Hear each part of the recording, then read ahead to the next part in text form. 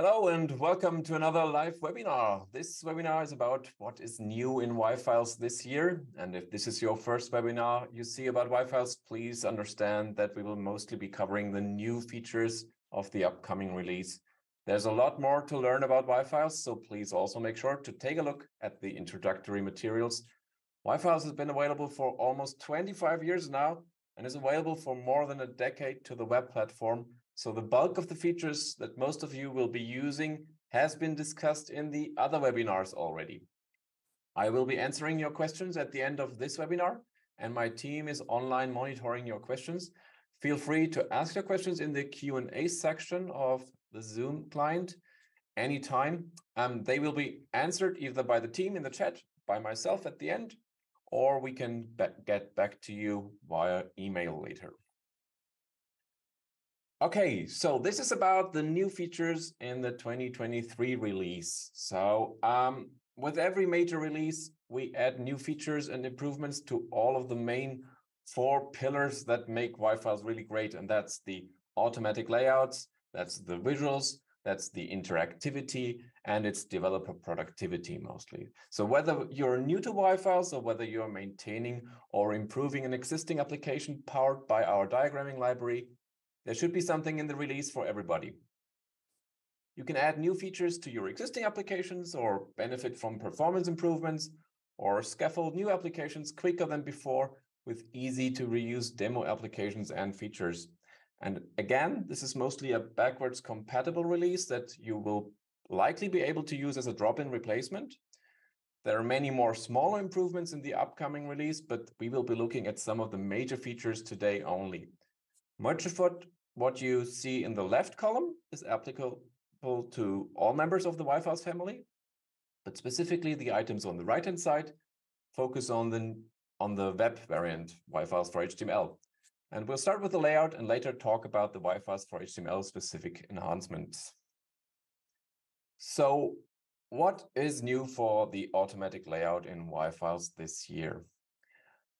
The organic layout constraints that we have added to the organic layout are new in the organic layout algorithm. This algorithm traditionally uses a force-directed approach and a simulated annealing process to arrange the elements and the canvas. And with constraints, you can actually control the behavior of the algorithm.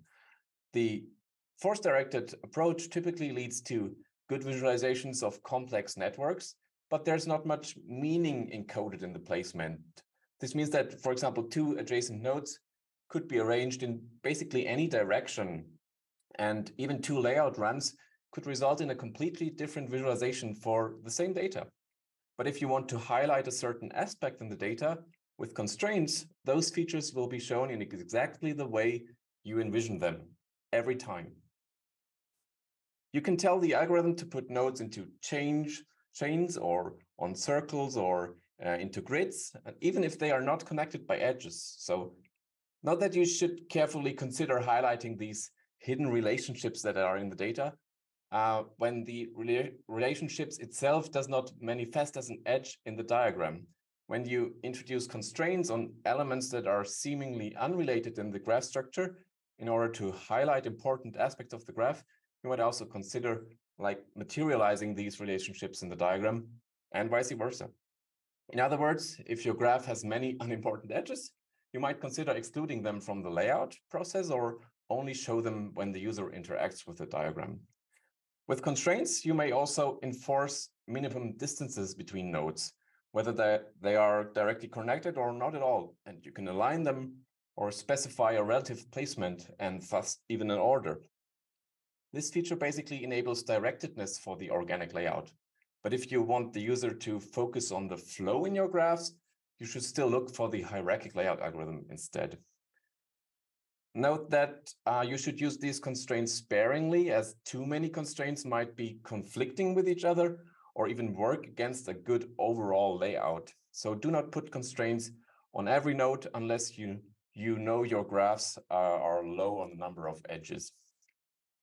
So let's see some of these constraints in action. We have a couple of new layout algorithm demos online, and I'll be showing some of them to you. So the first one is the generic organic layout with constraints demo. Here you see a regular force-directed graph layout, and you can see that these greenish nodes over here are placed on a circle, and this has been done in code. If I disable this feature, this is the regular layout that you get with the force-directed layout. But in code, we specify that these green nodes should be placed on a circle. And when enabling this new feature, the layout comes up with a perfect arrangement of these nodes. And the same works for other types of constraints too. You've seen these in the previous slide, where there's options to add elements on an elliptical or circular shape, align them, order them, change distances, change the minimum and maximum distances, or put them into boxes, into virtual boxes, so that they move along with each other. But there's more that you can do with the constraints. For example, let's take a look at a more realistic example. Take a look at a more realistic example. And this is an example that uses the force-directed organic layout, but adds lots and lots of different constraints in order to show a metabolic pathway, the way that you will typically find it in literature. So in this case, there's this is called the Krebs cycle. And as the name implies, those blue nodes should be placed on a cycle for the experts to recognize this shape. So we told the algorithm to put them on a cycle and align others, or put them closer to the center or in the outside in the diagram. There's another example. This almost looks like the hierarchic layout, because you see like there's a flow in here. The elements, the flow in the diagram moves mostly from the top to bottom. So you could be using the hierarchic layout for this, but we've used the organic layout because there's some parts of it where there's no real flow in there. And this is where the organic layout lends itself perfectly. So we augmented the automatic layout with some additional constraints to get these quite sophisticated results. And the last example is actually something completely different. And if you look at it quickly, you won't even recognize that there's a graph in there. What we're doing here is we've been using the organic layout to arrange labels on a visualization. So technically what we see here is the black little dots are basically nodes. These are edges, and these are also nodes, but there's constraints on these nodes. So we made sure that some of these nodes are placed on the left-hand side of the diagram and the others on the right-hand side, and that they are aligned. And this doesn't look like a complicated task in this case, but you can imagine that if the size of the label grows, this becomes quite more difficult to solve. So you can change that, and you can see that the algorithm still comes up with non-overlapping, beautifully aligned labels. So that's another use case of the organic layout, placing labels in your diagrams. Okay, next topic is the node alignment utility. We come up with this utility stage, which you can add to your automatic graph layout pipelines to achieve like more technical views. For example, if you start with an organic layout, typically nodes aren't perfectly aligned because there's no reason for them to align them unless you have, for example, the constraints enabled. But with the node alignment utility stage that you can prepend or append to other stages in the pipeline, like we're doing it in this example here below, you can change or post-process the results of an organic layout. And you can see that at the top over here, we have an organic layout. And then after this, some of the elements got aligned to have the same X and Y coordinates. And this leads to a more technical drawing. This almost looks like a metro map layout in here. And this has several advantages. For example, if you want to add an automatic edge routing process, doing this as a pre-processing step is highly beneficial because you will get things like channels where you can easily route through the edges without them having to bend every few pixels. So this is a nice way both as a post-processing step for automatic layouts, as well as an interactive feature. And this is what we're going to show in this demo. In this demo, we run the automatic alignment stage whenever something changes in the graph. And just for the purpose of this demo, we highlight what is possibly happening when you drag the elements inside this node, inside this diagram. You see that a specific region is chosen, and even if I don't hit this perfect alignment in here, the algorithm will run and align the nodes according to these rules above here. So I can specify whether I want to snap elements horizontally or vertically, whether they how far they should be moved, or whether they whether I want to have these channel-like information that I was just talking about. So this arrangement where there's always a way that you can route edges in between this, and this is the separate stripes option. You can see now that there could be an edge routing going straight all the way through these automatically arranged elements. So that's a very versatile, simple stage that helps you to get more regular looking automatic layouts. The next feature for the layout is a compact star structures that we have in circular layout. So the compact star rendering is something that we added in the last major yFiles release, and we have since identified more places in the library that can benefit from the compact and clear placement that we get with this stage. With just a simple setting, you can now specify how to handle star substructures with the circular layout algorithm, like we see it in this example. This feature also works with semantic node types. So if your nodes have different semantic meanings, but otherwise are structurally identical in the graph, the algorithm can make use of this optional information in order to create more helpful and easier to understand layouts. In this code here, you see that you can specify how these star-like substructures are rendered as part of the layout. And specifically in this visualization, we see that we also specified some symbolic types for each of the nodes.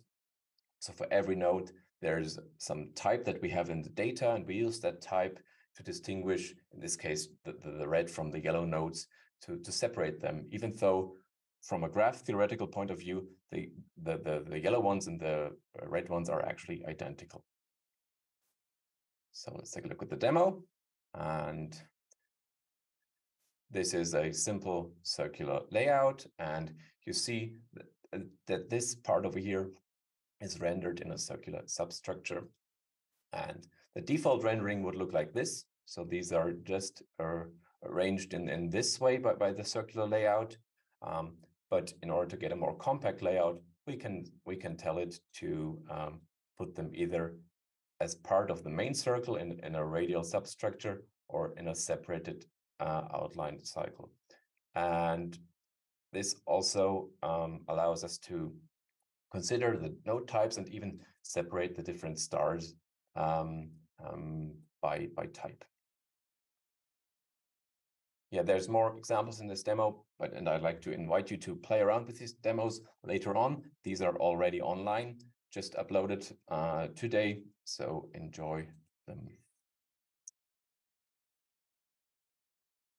The last big feature for the automatic layout is that we added support for node types and for ordering elements for the radial layout.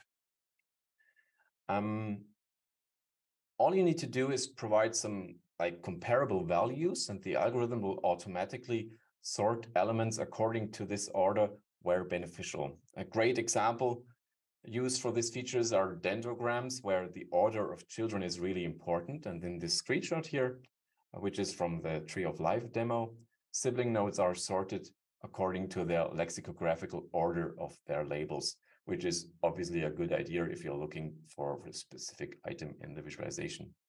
In this case, it's using lexicographical ordering because we just use the name of the element, but we could be using any order here. Okay, So most of what we will be looking at now applies to the web variant of yFiles. So yFiles for HTML 2.6, which is the first member of the yFiles family that we're about to release shortly with those new features, and which is actually the version that the vast majority of our customers choose today for the creation of new applications. I really love the web platform because it's truly powerful, and it's actually a pleasure to work with today with modern tooling, and it's actually surprising performant too. So a rather small addition to the API that really makes a difference is item styling with CSS classes. With it, developers are now able to create great looking diagrams much easier. All the default style implementations that are responsible for rendering the visualization of the items in the graph have been enhanced to support CSS class styling.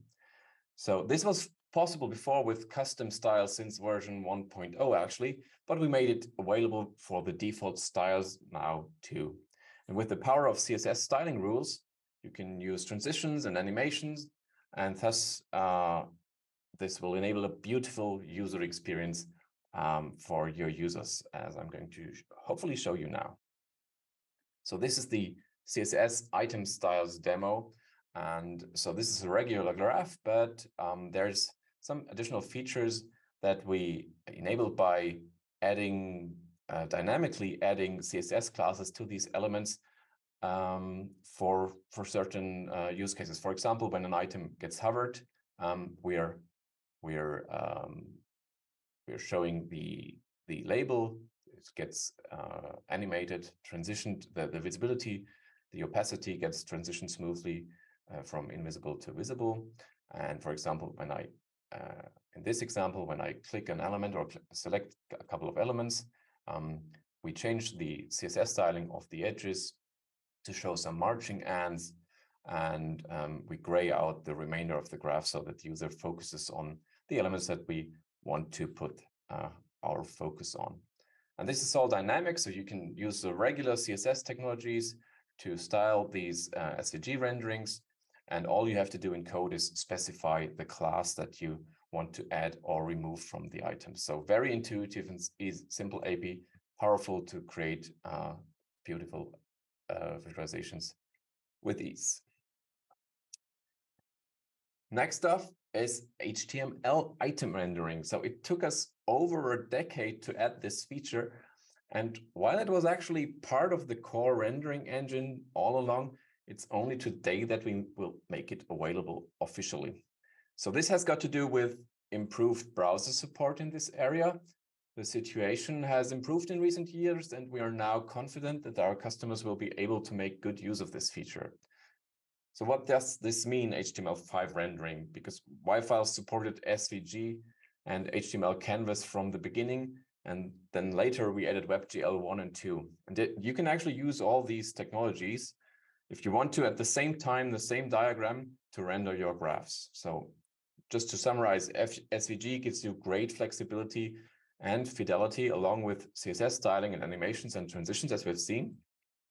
And Canvas, at least initially, was great for large graph visualizations whilst being easy to use. And WebGL finally gave you massive performance at the cost of developer experience when you go to the bare metal platform API level, or you have the choice between slightly trading in flexibility by depending on all WebGL style implementations. And today we still recommend going with SVG whenever feasible, but there are some situations where using regular HTML is more convenient. So if you're rendering really graphically complex and interactive note and label visualizations, so just the contents for notes with rich text content, HTML is typically easier to work with than SVG. So beginning with yFiles for HTML 2.6, you can now use HTML to render large amounts of texts and tables and interactive UI elements for the visualization of nodes and labels, and actually any parts of your diagram. And the performance is actually pretty good in nowadays browsers. So let's take a look at one of these. This demo shows the HTML controls in action, meaning this is actually rendered by HTML. The remainder of the graph is SVG, so the edges, but this node or these nodes are rendered using HTML. And you see this because there is actually the regular HTML input controls, like this is just the browser controls. This is an input element with type date, and this is a regular button that you can click and so on. So this is HTML merged together with SVG. And if you want to, you can also add in WebGL and the other technologies. And so what's new in WebGL 2 rendering? We found that the new styling options for selection introduced with the previous release for the WebGL 2 rendering backend, that they look really gorgeous. And we wanted to make that available for the high fidelity SVG-based rendering too. So with this release, you can happily mix SVG graph item rendering with WebGL 2 selections and highlighting and focus indicators and get all the benefits of those nice and shiny, smooth WebGL animations. So any combinations of these highlights, rendering, selection, focus is possible. And you can have your graph rendered in SVG and the rest with WebGL. And specifically using those nice new animations for beacons and halos for the highlight decorations is a great way to improve the look of your application. More and more of our customers have been using the WebGL 2 backend for larger graphs. They used our example that we added that automatically toggles between SVG and WebGL 2 depending on the level of detail. So this wasn't the main use case we had anticipated initially for WebGL 2 rendering, and we had not optimized the implementation for this use case. And this could result in a noticeable hiccup during the switching between the SVG and the WebGL rendering, when basically the SVG elements get removed from the DOM and WebGL rendering kicks in. And this was specifically noticeable on slower hardware and systems. And unfortunately, the DirectX-based rendering backend on Windows takes a long time to compile our shaders. So while we are still trying to convince browser vendors to improve the situation, as the time is completely spent in the browser on the level of the DirectX integration, and OpenGL and other operating systems do not suffer from this lag. So anyway, we came up with multiple solutions to improve the situation today already. So for one, you can now pre-compile the shaders even before you render the graph. And secondly, you can get a notification when asynchronous compilation of the shaders has finished. So you can make use of this information to improve the user experience and, for example, hide a waiting screen or some notification, or only switch to WebGL once the shaders have compiled. And as the last optimization for the slowest of all the combinations that we found, which is text rendering in Firefox in WebGL, is we introduced staggered loading of the text labels. So they are loaded in batches, and this results in a much more responsive UI when there are actually thousands of WebGL labels on the screen.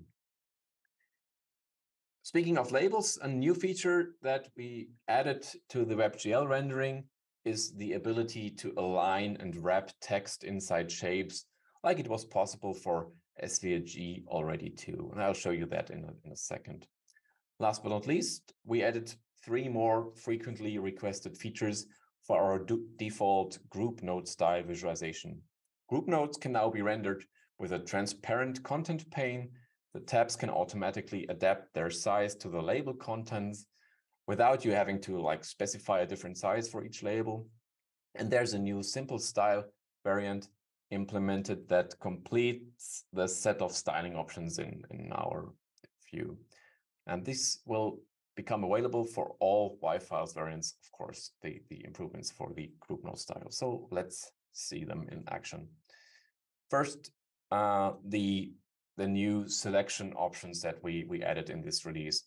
And in this demo, this is the items are still rendered using WebGL, but they could as well be SVG items. What this demo is focusing on is the different options you get for actually rendering highlights or selection. One of my favorite ones, in order to really put your attention, to get the user's attention to a certain element, is the beacon option. And this works for all of the items. So no matter how many items you have, you can highlight them and they will happily, in this case, send out a beacon for you to look at the items. So check out the various options that you have in here. I'm certain you'll find some of these options to be a great visual addition or improvement to specifically to your highlighting mechanisms in your apps. Okay. Next demo is the group node style. And this is an old demo, but it has some new features. It showcases the variants that you can improve, that you can implement with the group node style that we provide by default if you don't want to implement your own. And as I said, the new option is to get a transparent content pane in here and to render the sizes of the tabs according to the sizes of the label. And this, as I told you, is available for SVG and WebGL. So as well, so you get super smooth performance and the flexibility with these new styles in WebGL rendering and SVG. And the last feature I wanted to show you in the view part is label text wrapping. Again, this is something that has been available for SVG since the last release. So you can like render your text in a circular shape or in a triangle shape or with whatever. At least you can use word wrapping and ellipses, which is not that easy to do in SVG. You could be doing it with HTML too. But as I said, if you can, do use SVG.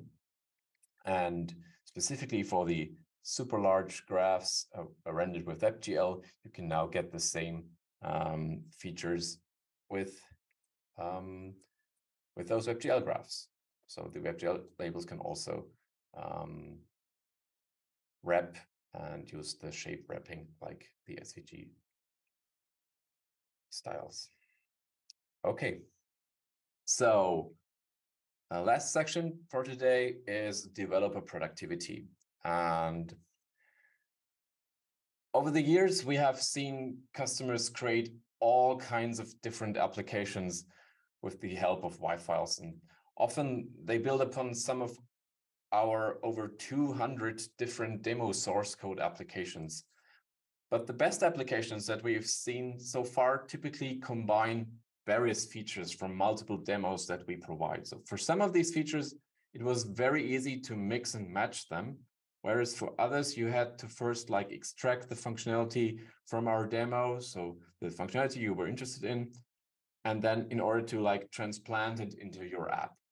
And there are some huge demos and there's also some smaller ones focusing on a certain aspect of the API or a specific feature. So we invested quite a lot of time to rework the most important demos, and we will continue to do so after the release. We made sure that you can easily get your own data into the larger demos, so you can use those demos as a starting point to create your apps.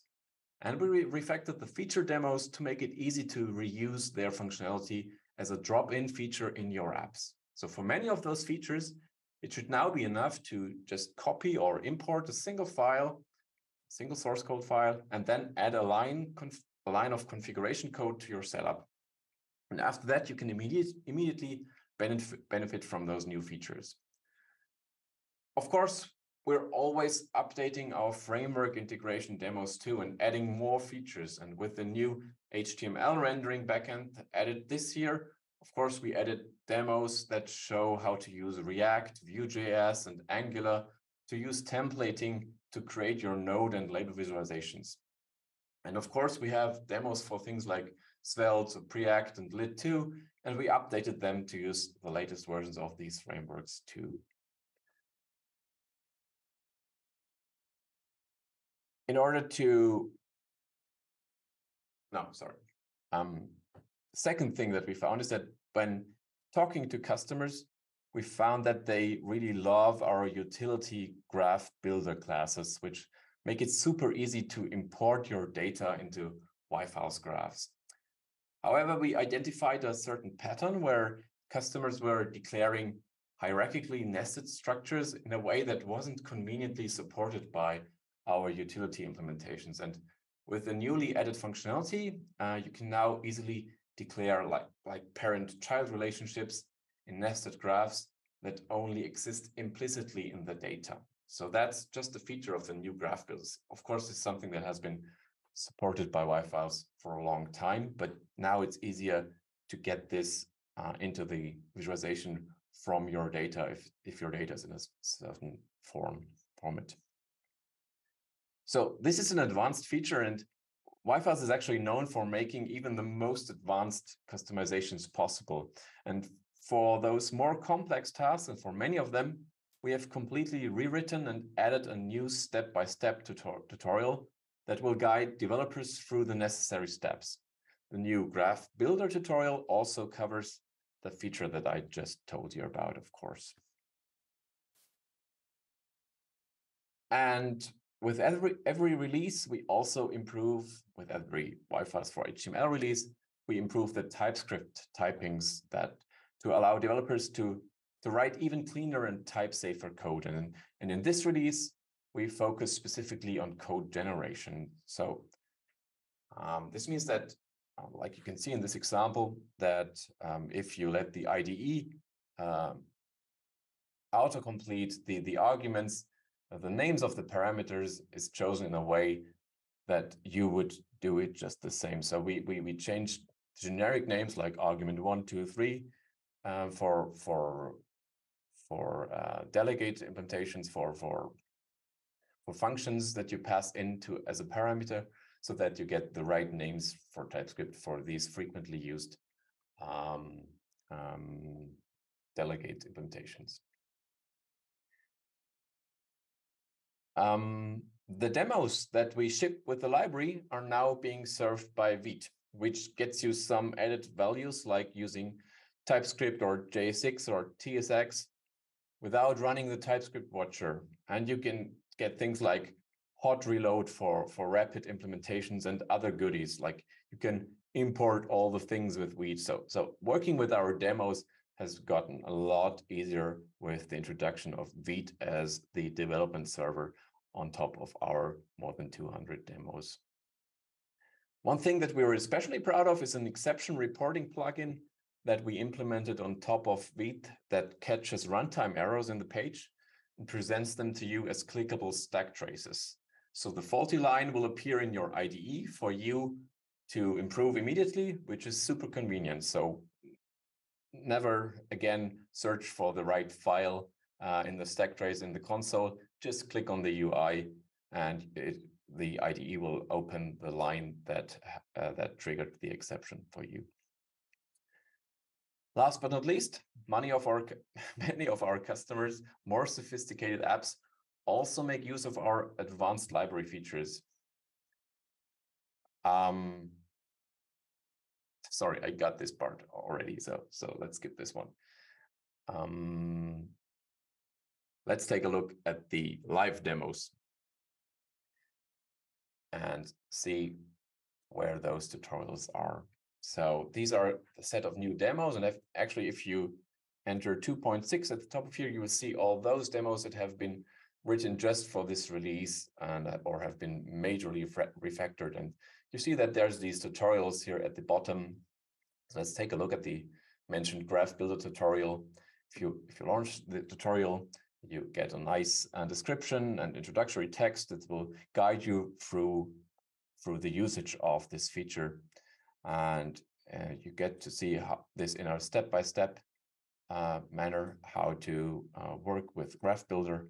And in this case, it's 13 steps that will guide you through all the different features of loading your graphs into yFiles. And we have these tutorials for the graph builder and the various style implementations. And we're actually working on more tutorials using this style.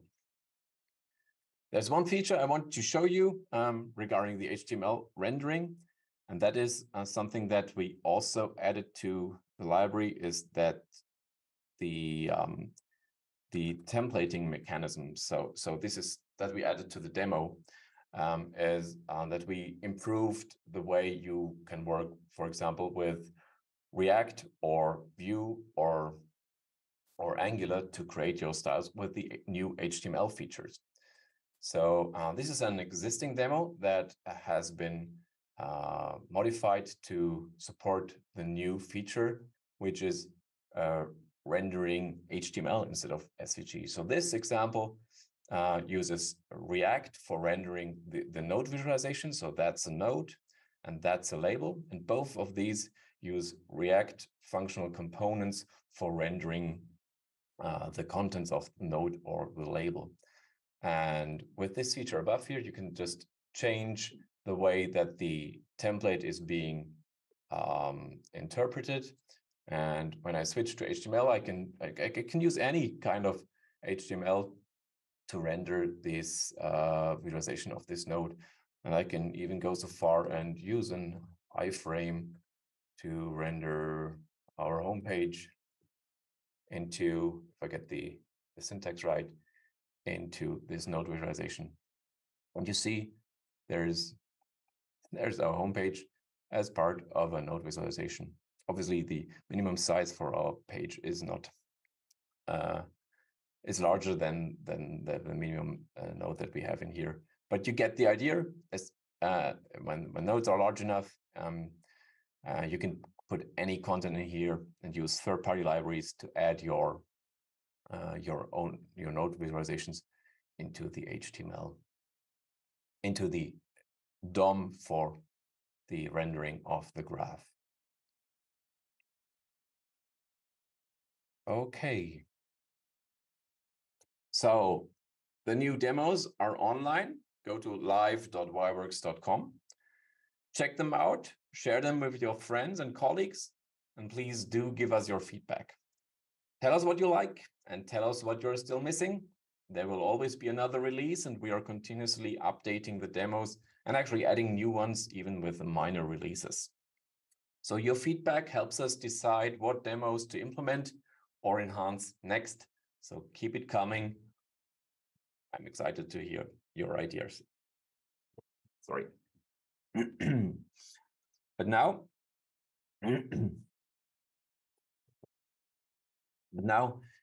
for your questions, I hope you entered some questions into the chat. And yeah, obviously the first question is, when is this release going to be available? And if all goes well, this will be online in June already. It's already online at live.yworks.com, but the general availability for our customers and evaluators is going to be in June or July. It's done when it's done. So there's still a couple of things to do on the documentation side of things, but the library is done, and we're now testing it on live.yworks.com. So as I said, we are interested to hear your feedback, but we will also monitor the demos for possible exceptions that arise. Another question is, why would you be using SVG item styles when you can now do HTML? Good question. There's basically three things to consider. One is fidelity. That is, oftentimes when you design node contents using SVG, the SVG spec is much more strict in a way that it will look the same across different browsers, because you're doing explicit layout, which is a good thing for visualizations where you want pixel perfect visualizations. And HTML is more for the flow layout for rendering documents, whereas SVG is mostly for optimized for graphics. So if you want pixel perfect experience, it's sometimes easier to achieve using SVG. But the more important issue or thing to consider might be performance. HTML is great, but does come at some performance with some added performance cost. Obviously, if you're doing the layout in SVG, the arrangement of the text elements and the icons in SVG, typically the SVG DOM is smaller and less complicated than the HTML DOM.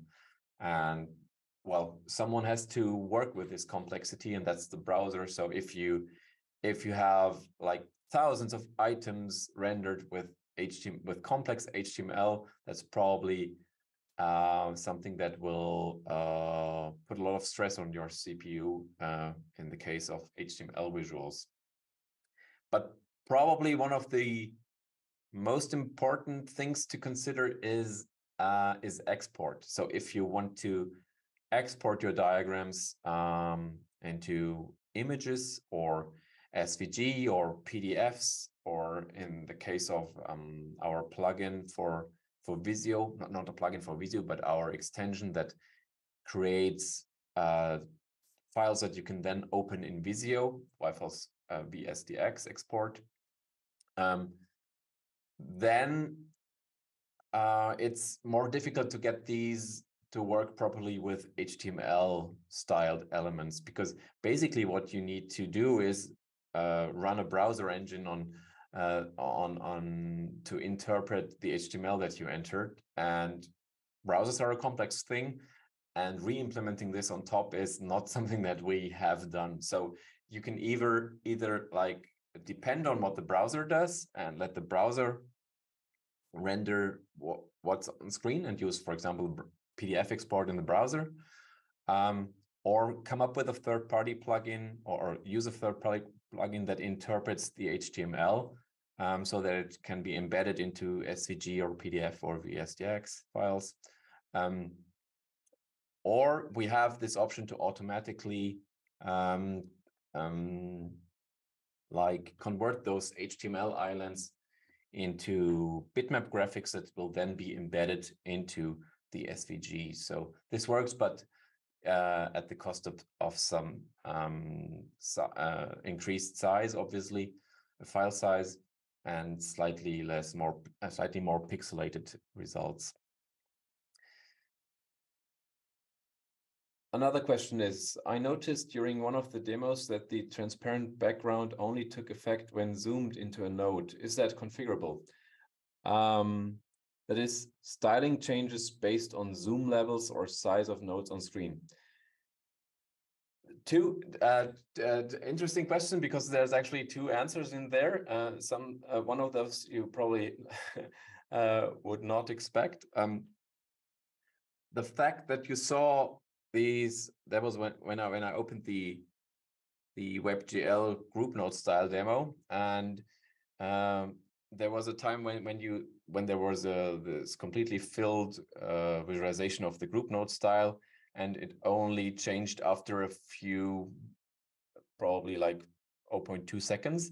That wasn't because I interacted with the graph. That was because we were asynchronously compiling the WebGL shaders for the web group node style, and in order to not like render nothing, we start with a simple shader that compiles quickly, and we compile a second shader in the background, which is the high quality shader, and renders in this case the transparent part is actually the high quality shader. And that's what we saw. We saw the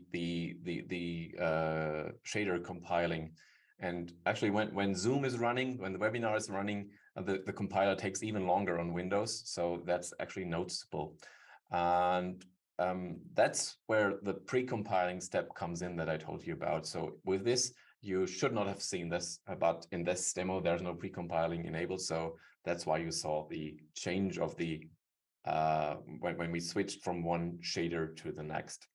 However, the second part of your question is it possible to change the styling based on zoom levels? Yes, of course. That's what we call level of detail rendering, which you will see, for example, very nicely in the organization chart demo.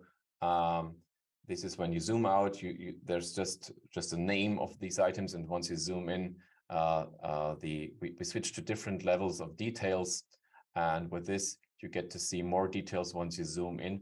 That is when the size of the node changes on the screen effectively, and this is something you can do on a per node basis or for all the nodes, or depending on some custom logics. It's really up to you when or whether you want to have a feature like this enabled in your application. And we highly recommend using level of detail rendering for more complex node styles. Like in this case, it takes away pressure from the browser engine, because if you like render 10,000 items with all the details, it will be slower, definitely. It might be that you don't get the 60 frames per second anymore, or it is likely even.